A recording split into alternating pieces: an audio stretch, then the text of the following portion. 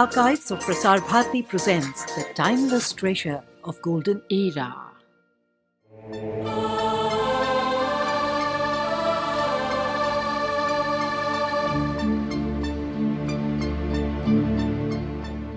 In his book, The Discovery of India, Pandit Jawaharlal Nehru says, "We can never forget the ideals that have moved our race, the dreams of the Indian people through the ages, the wisdom of the ancients, the daring of their thought, their splendid achievements. We will never forget them or cease to take pride in that noble heritage of ours. If India forgets them, she will no longer remain India, and much that has made her our joy and pride will cease to be."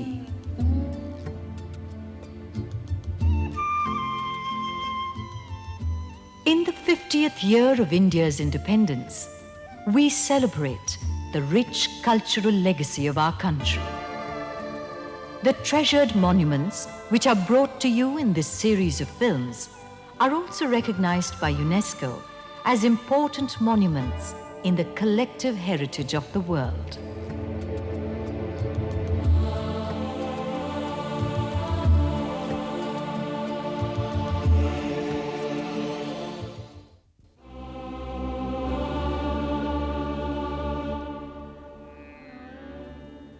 The Agra Fort is built on the banks of the Yamuna. The battlements of it are like the hillocks. No calamity has ever befallen its fortification, nor has deceitful time dealt treacherously with it. So wrote the Ghaznavite poet Khwaja Masood about the Agra Fort in the 11th century. The fort was won by Emperor Akbar in 1558. He made it his strategic stronghold. Since then, it held its position center stage in the dynamic historical saga of the Mughal dynasty.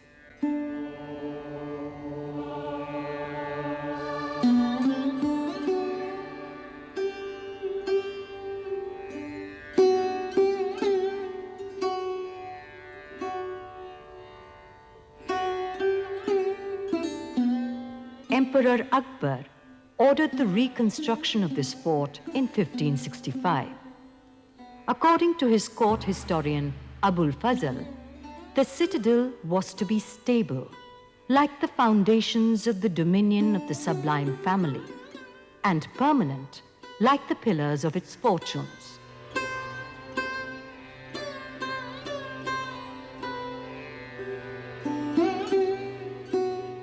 Agra occupied a central position in the plains of northern India.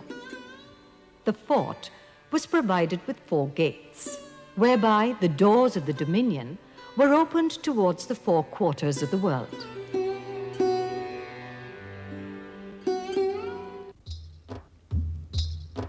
The first of these gates to be completed in 1568 was the monumental Delhi Gate. Linked to the mainland by a drawbridge, it was the most ingeniously planned gateway. Towering bastions protecting the fort gave the defendants the strategic advantage against the besiegers.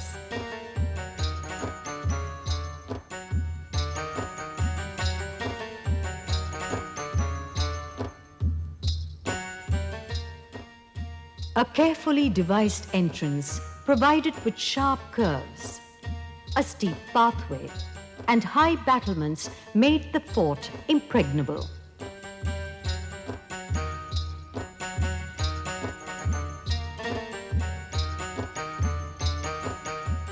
The inner entrance, called the Hathia-por, was not only invincible, but also aesthetically pleasing, with marble inlay patterns adorning it.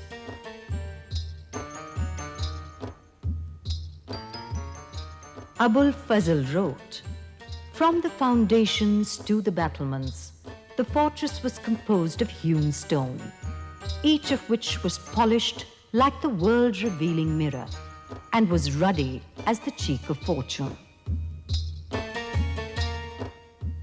The Amar Singh Gate was so named because Rao Amar Singh, who assassinated a minister of Shah Jahan's court, was caught and killed while attempting to escape from this gate. It too had a complex entrance, which is beautifully decorated.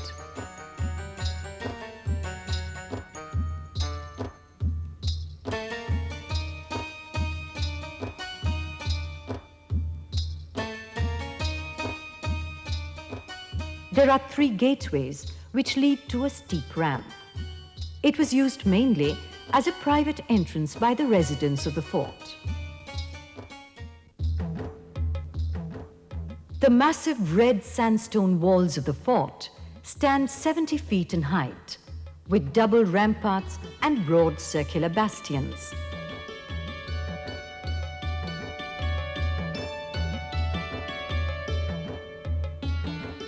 Numerous turrets and battlements were conceived to make this most impenetrable fort of the times.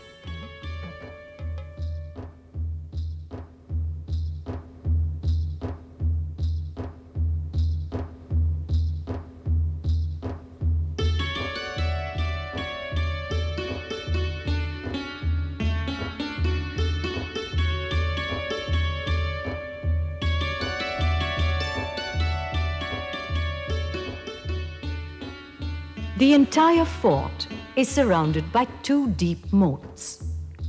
The inner dry moat, 30 feet wide, was built during Akbar's reign. It was extended to include another wet moat built under the orders of Aurangzeb.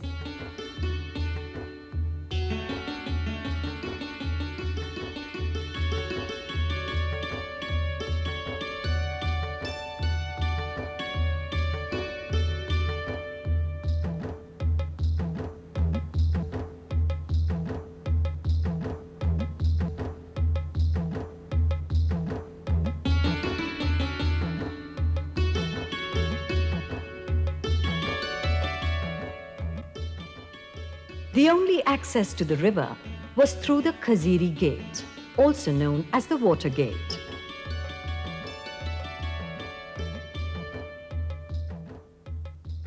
It was here that the Maratha warrior Shivaji was imprisoned by Aurangzeb. Using his ingenuity, he escaped hidden inside a basket of sweetmeats through the Delhi Gate.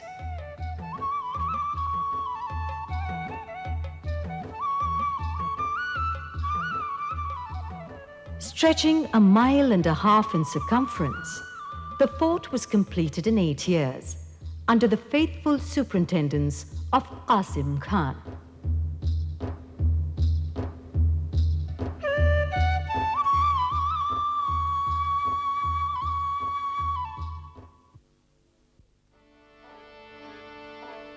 Akbar favored the southeastern side of the fort for his palaces. This presented a pleasing view overlooking the river. The emperor's palace, called the Bengali Mahal, was built along the eastern wall and is the oldest standing construction in the fort today. Its ruined walls are a mute testimony to the glorious era ushered in by Akbar. The flat-roofed buildings of the palace were made entirely of red sandstone.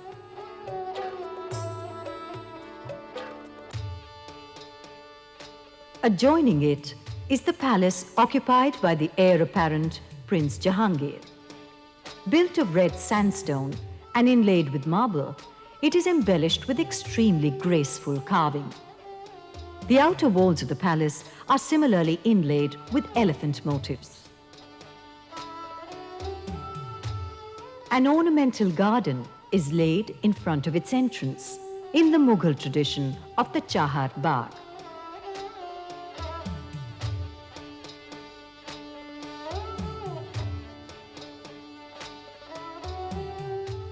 With the death of Akbar in 1605, Jahangir ascended the throne at Agra and ruled along with his Persian queen, Nur Jahan.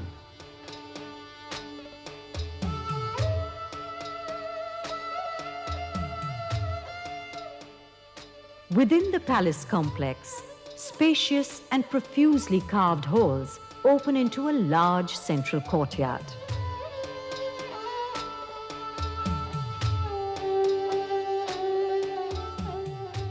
The assembly hall is exquisitely designed in the Gujarati tradition.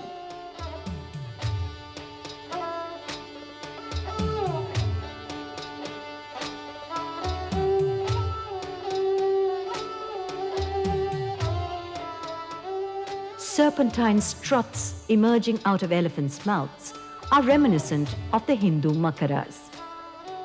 Birds, like the parrot and the hamsa, are carved, perched in the struts and brackets supporting the roofs of this complex.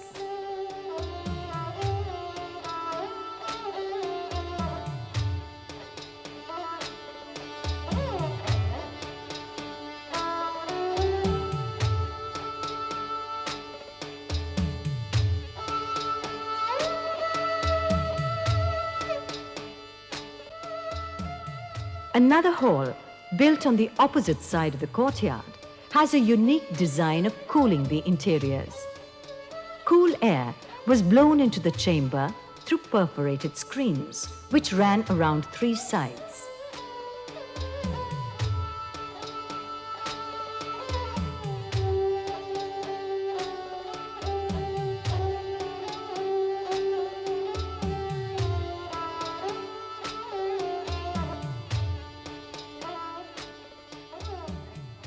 This grand hall still reflects some of the glory of the past.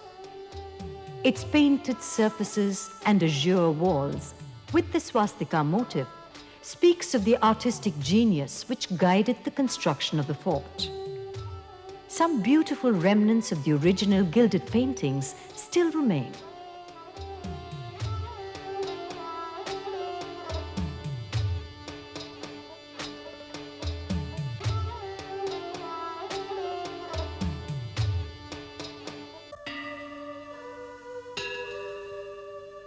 The walls of the courtyard beyond are richly carved, imbuing every aspect of the palace complex with a sense of beauty.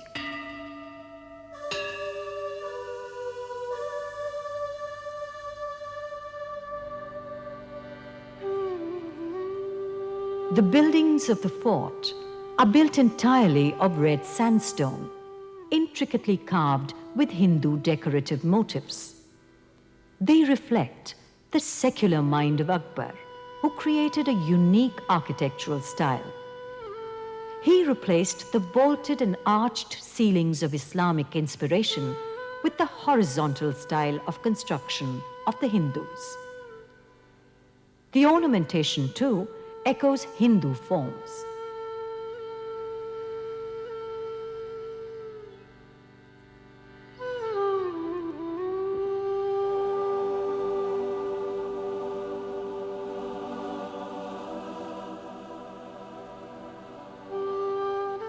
Ferguson observes, every feature around is indeed of pure Hindu architecture.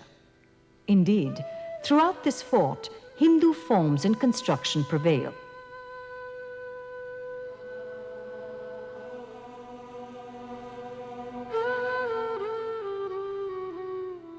The Mughals, who came from the cold climates of Iran and Afghanistan, found the heat and dust of the Indian plains daunting. To cool them, the palaces in the fort have many beautifully designed water channels leading to gracious fountains.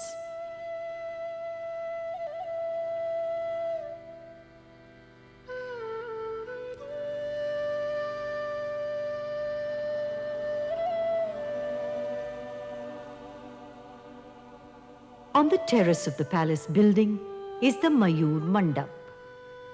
Here, peacocks adorn the brackets. It seems to be like a Hindu temple dedicated to the god Kartikeya, who rides on the peacock.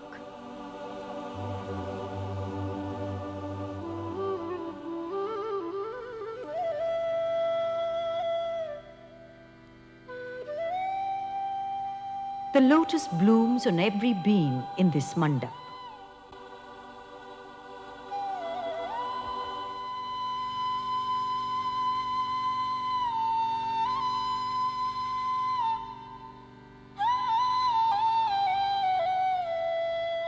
The terrace of the Mahal has many other beautiful flat-roofed pavilions.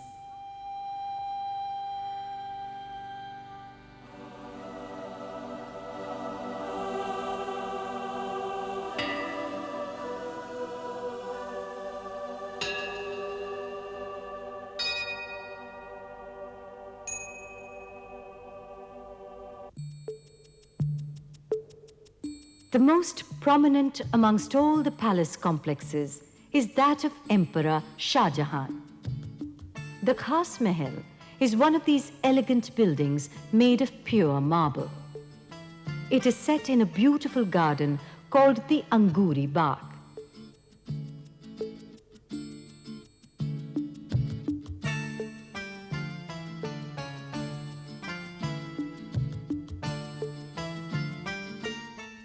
Surrounding it are the richly carved balconies of the harem.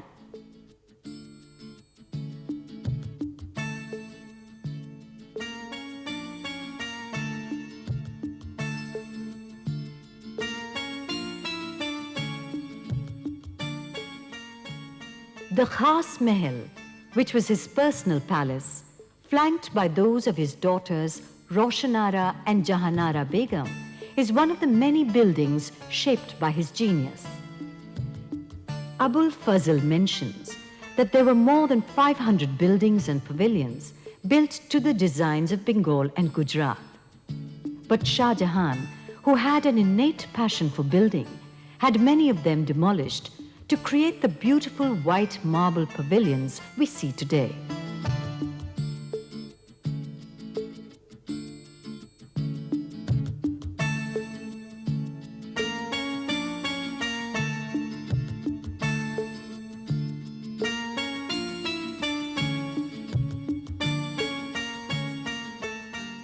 Fountains, water channels, waterfalls, tanks, and the Anguri Bagh, which spread before the Khas Mahal, made this an enchanting residence for the royal family.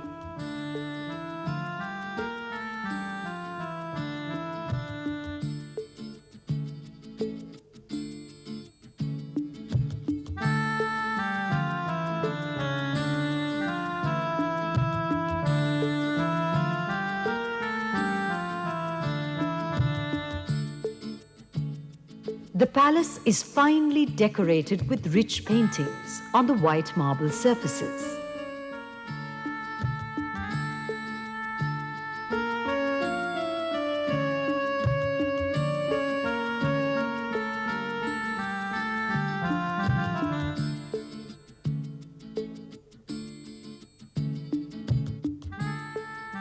Shah Jahan's passion for beauty and for the luminous effects of white marble is seen everywhere here. Indeed, this royal complex is one of the most elegant and graceful residences of the Mughal era.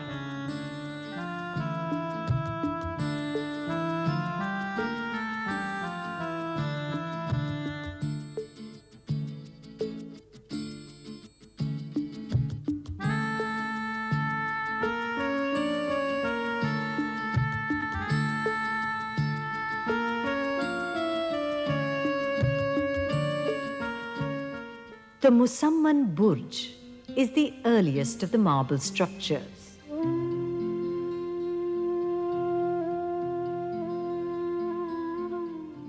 The Burj, or tower, projects out in a circular bastion high on the riverside wall of the fort.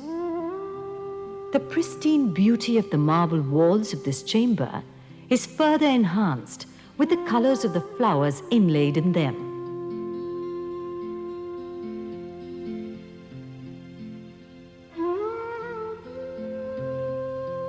This is an art which was perfected in India by Noor Jahan.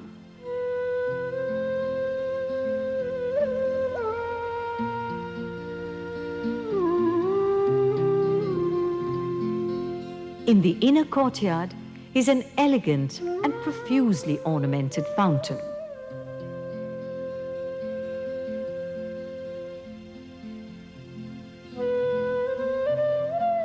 In the last years of his life, Shah Jahan was confined to this Burj by his son Aurangzeb.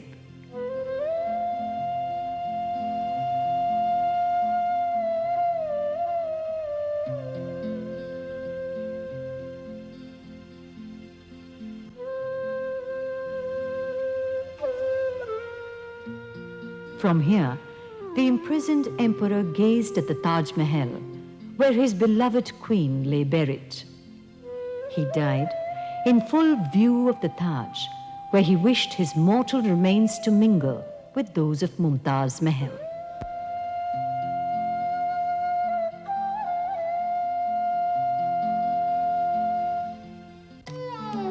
The Machi Bhavan, built by Shah Jahan, was originally a water palace with lily ponds, water channels, and fountains arranged in the central courtyard.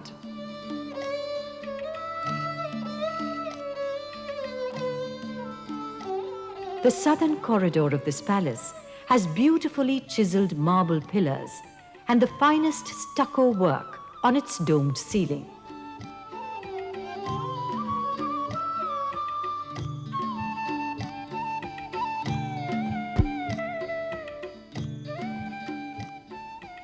The corridor leads to a spacious terrace, on the right of which stands the elegant Diwan-i-Khas, which was constructed in 1635.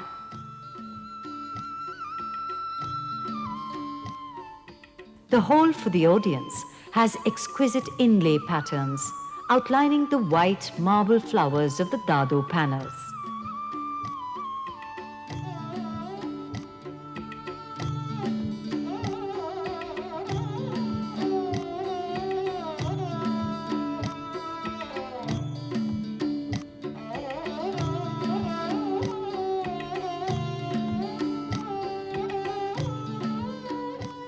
There are double pillars decorated in a similar manner.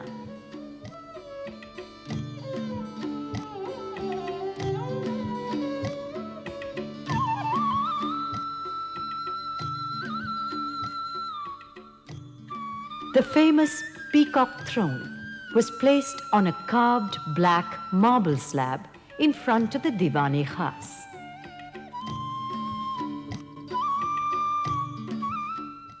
The small and private Meena Masjid is also attached to the Diwan-i-Khas. In the northwestern corner of the Machi Bhavan is the Nagina Masjid. This was for the use of the emperor and his harem. It is refined and graceful with bulbous domes and lotus petals.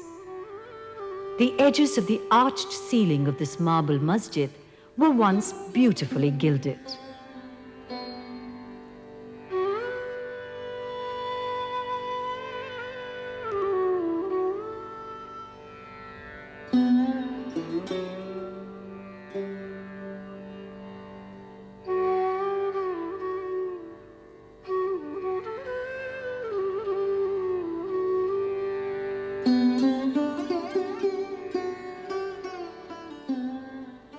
The Meena Bazaar, where, as legend has it, Shah Jahan first met Mumtaz Mahal. In 1648, Shah Jahan ordered the construction of the imposing Moti Masjid. As a poet exclaimed, "It is a palatial building of paradise. There is no place of worship like it, resplendent and brilliant."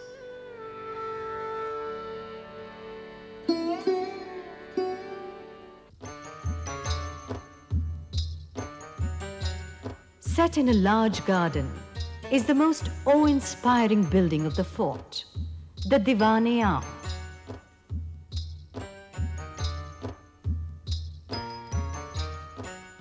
It has a pillared hall for the audience who came before the emperor.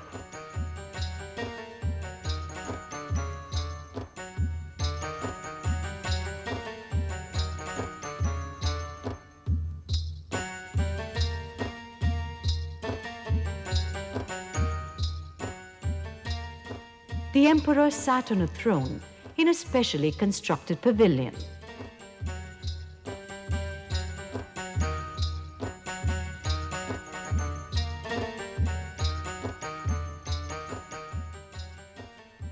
The walls, ceilings, and pillars of this room are entirely covered with exquisite inlay work, reminiscent of the Taj Mahal.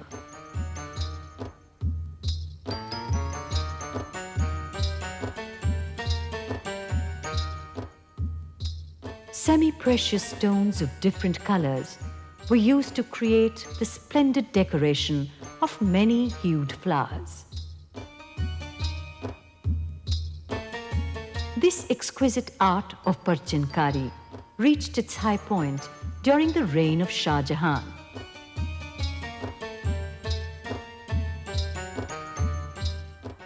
This grand building, made of pure white marble, has 64 pillars connected with beautiful arches. It was within this splendid hall that the wedding ceremony of Shah Jahan and Mumtaz Mahal was solemnized. Indeed, for 101 years, this great fort was witness to the pomp and splendor of the Mughal Empire.